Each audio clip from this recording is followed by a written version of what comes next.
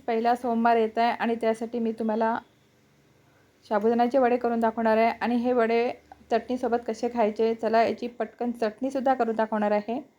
इथे आपल्याला साबुदाणा घ्यायचा आहे। मी रात्रभर साबुदाणा छान भिजवलेला आहे किंवा 4 ते 5 तास भिजवायचा आणि 2 उकडलेले बटाटे घ्यायचे, त्याची साल काढून आपल्याला मॅश करून घ्यायची आहे आणि दोन्ही बटाट्याला मस्त मॅश करून घेतलेलं आहे आणि ते बटाटे आपल्याला साबुदाण्यामध्ये टाकायचे।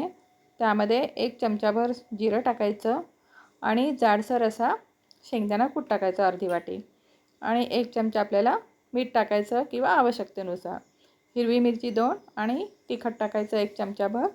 सगळं मिक्स करायचं, पाणी मुळीच टाकायचं नाही आणि त्याचे आपल्याला वडे गोल गोल करून घ्यायचे आहे आणि तेल गरम करून त्यामध्ये छानसे तळून घ्यायचे आहे। शेंगदाणे, दही, कोथिंबीर आणि साखर, मीठ, 1 मिरची टाकून आपल्याला फिरवून घ्यायचं। ही झाली चटणी आणि ह्या वड्यासोबत तुम्ही खाऊ शकता। ह्या सोमवारी तुम्ही नक्की करून बघा। कसा वाटला व्हिडिओ?